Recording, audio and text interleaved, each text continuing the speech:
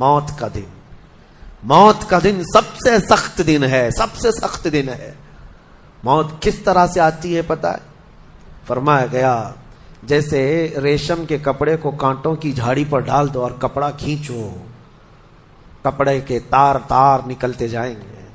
فرمایا گیا ملک الموت روح نکالنے کے لیے جب آتے ہیں تو اسی طرح سے روح نکالتے رہتے ہیں، انگلیوں سے، پیروں کی، ہاتھوں کی انگلیوں سے، ناخنوں سے روح نکلتی نکلتی آتی ہے، ایک ایک جوڑ سے روح نکلتی ہے، یہاں تک کہ ناک تک اس کو کھینچ کر کے لایا جاتا ہے۔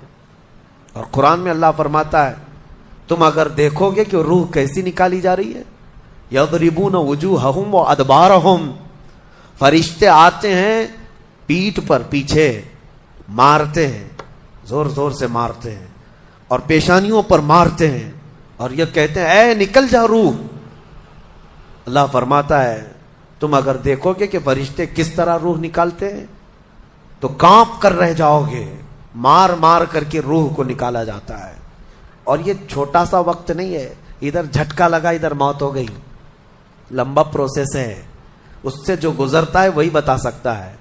بعض لوگوں کو ایسا لگتا ہے زہر کھا لیا ابھی موت ہو گئی، سوسائڈ کر لیا ابھی موت ہو گئی۔ موت اتنی آسانی سے نہیں آتی، لمبا پروسیس ہے۔ موت سے پہلے فرشتے آ جاتے ہیں، چاہے تم اچھے آدمی ہو، بیٹھے ہوئے ہو، تم کو بھی اگر موت آنی ہے تو تم پہلے فرشتوں کو دیکھنے لگ جاؤ گے، لیکن بتا نہیں سکتے کسی کو۔ موت سے تھوڑی دیر پہلے فرشتے قریب آ جاتے ہیں، پہلے جماعت فرشتوں کی آتی ہے، پھر ملک الموت آتے ہیں۔ ملک الموت ان فرشتوں کے بیچ آتے ہیں، جیسے ہی یہ مرنے والا آدمی ملک الموت کو دیکھ لیتا ہے پھر اس کے جسم میں کپ کپی طاری ہو جاتی ہے، اور ایسی کپ کپی طاری ہوتی ہے کہ کبھی پیشاب نکل جاتا ہے، کبھی پخانہ نکل جاتا ہے۔ اکثر دیکھنا مرنے والوں کی نجاست نکل جاتی ہے۔ ملک الموت کو وہ بہت قریب سے دیکھتا ہے، اور ان کی دو شکلیں ہیں، ایک بہت بھیانک شکل ہے، اس کو دیکھنا ہی عذاب ہے، اور ایک بہت خوبصورت شکل ہے، ان کو دیکھنا ہی رحمت ہے۔ وہ نیک بندوں کی روح نکالنے کے لیے جب جاتے ہیں تو خوبصورت شکل میں جاتے ہیں، اور جب گنہگاروں کی روح نکالنے جاتے ہیں تو بھیانک شکل میں جاتے ہیں، اور ان کو دیکھتے ہی مرنے والے کا جسم پیلا پڑ جاتا ہے، پیشانی اکھڑ جاتی، آنکھیں پھٹی رہ جاتی، اور پھر خرخرا آنے لگ جاتا ہے، یعنی خر کی آواز تیز ہو جاتی ہے۔ وہ بولنا چاہتا ہے اپنے پاس والوں کو لیکن بول نہیں سکتا، بند ہو جاتا ہے۔ یہ وہ وقت ہے جب اس کے توبہ کا دروازہ بھی بند ہو جاتا ہے۔ اب اگر فرشتوں کو دیکھ کر کوئی توبہ بھی کر لیا، ایمان لایا، تو اس کا ایمان قبول نہیں۔ اس وقت سے پہلے پہلے تک جو بھی ایمان لایا یا توبہ کیا، اس کی توبہ قبول ہے، لیکن موت کا خرخرا آ گیا اور فرشتوں کو دیکھ لیا، اس کے بعد بہت سارے کافر بھی پکاریں گے کہ ہم ایمان لاتے ہیں اللہ پر، نہیں، اب ایمان قبول نہیں ہوگا۔ موت اتنی آسانی سے نہیں آتی، اس کا پروسیس ہے۔ فرشتے آتے ہیں، ملک الموت آتے ہیں، پھر اس کے بعد اس کو گھور کر دیکھتے ہیں، پھر اس کو چت لٹا دیا جاتا ہے، یا جس حالت میں بھی ہے وہ گر جاتا ہے، کھڑا ہے تو گرتا ہے، بیٹھا ہے تو گرتا ہے، موت آنے سے پہلے لڑک جاتا ہے۔ یہ ضروری بھی نہیں ہے کہ آج میں اپنے آپ کو سنبھال کر بیٹھا ہوں، اگر میری موت آنی ہے اسی کرسی سے گر جاؤں، اسی جگہ سے ہم گر جائیں۔ اور اس کے بعد ملک الموت روح کھینچنا شروع کرتے ہیں، پیروں کے ناخنوں سے لے کر، ہاتھوں کے ناخنوں سے لے کر، اس کے جسم کے ہر حصے سے لے کر ناک تک کھینچتے ہوئے لاتے ہیں، اور اس کے بعد جب پوری روح نکل جاتی ہے وہ لے کر کے چلتے رہتے ہیں، اور مردہ ان کو جاتے ہوئے دیکھتا رہتا ہے۔ آنکھیں سب سے لاسٹ میں کھلی رہتی، کسی بھی مرنے والے کی آنکھیں بند نہیں رہتی، کھلی رہتی، وہ دیکھتا رہتا ہے۔ اسی لیے حدیث پاک میں ہے جب کسی کی روح نکل جائے تو سب سے پہلے تم اس کی آنکھیں بند کر دو، ہمیں بند کرنا ہوتا ہے، اور اس کے بعد منہ بھی کھلا رہ جاتا ہے، منہ اوپن رہ جاتا ہے، فرمایا گیا منہ کو دبا کر بند کر دو۔ یہ سب نشانیاں ہیں میرے عزیزوں موت کی، سختیوں کی۔ آپ کو پتا ہے جب رسول کریم صلی اللہ تعالی علیہ وسلم کی وفات آئی، اللہ اکبر، نزع کا عالم اتنا سخت تھا کہ بار بار حضور اکرم صلی اللہ علیہ وسلم کو پورے پانی کے مٹکے انڈیل دیے جا رہے تھے، 3 مٹکے حضور پر انڈیل دیے گئے، موت سے پہلے، اور حضور اس کے بعد تھوڑا آرام محسوس کرتے اور پھر شدت کا بخار. اور وہ آخری وقت تھا جب حضرت فاطمہ آپ کے پاس آئی تھی. حضور نے ان کے کان میں بتا دیا، وہ رونے لگ گئی. کیا کہا تھا؟ حضرت فاطمہ کہتی ہیں حضور نے فرمایا اے فاطمہ اب میں جا رہا ہوں، میرا آخری وقت ہے. پھر ایک دوسرے کان میں ان سے کہا میرے خاندان میں سے سب سے پہلے تم مجھ سے ملنے والی.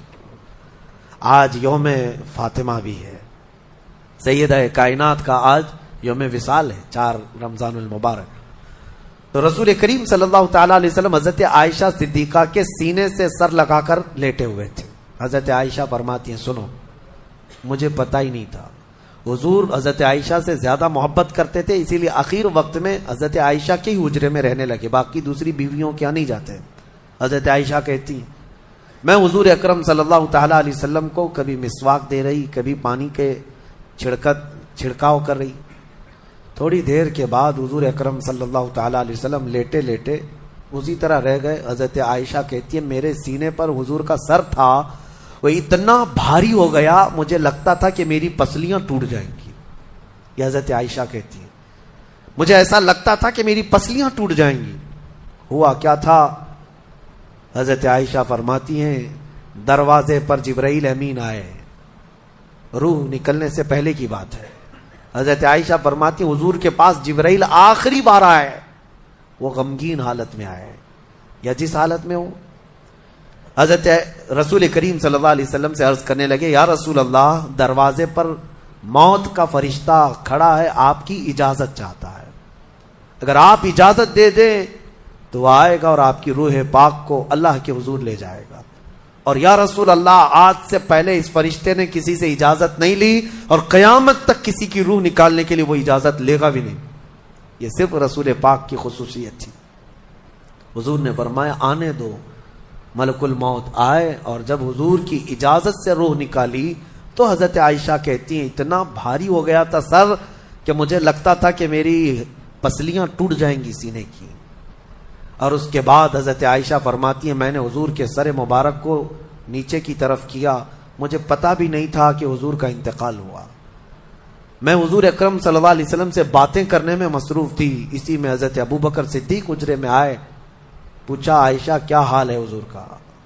حضور اکرم صلی اللہ علیہ وسلم کو دیکھا حضرت ابو بکر نے اور پیشانی مبارکہ پر ہاتھ رکھا تو وہ بہت ٹھنڈی تھی.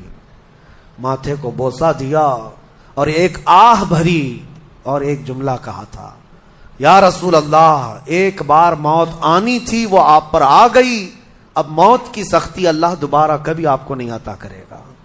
موت کی سختی کیونکہ حضور کو انہوں نے دیکھا تھا، کئی دنوں سے تکلیف تھی، 13 دن تک حضور پاک صلی اللہ علیہ وسلم کو تکلیف تھی، 13 دن تک.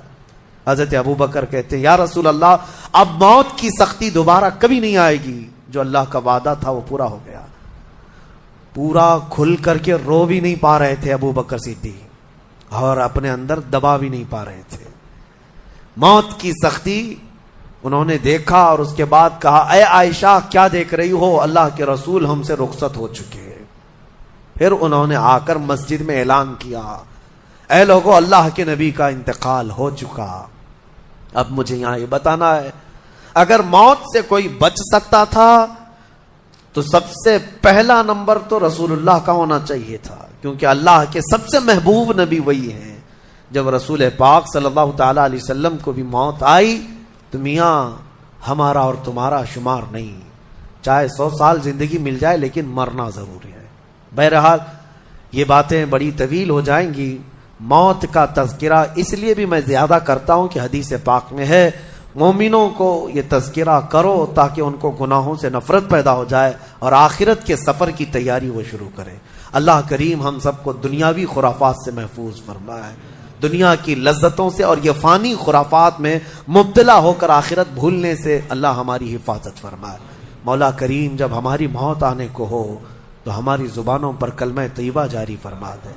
رب ذوالجلال موت سے پہلے تیرے حبیب پاک کے چہرے کی زیارت نصیب فرما.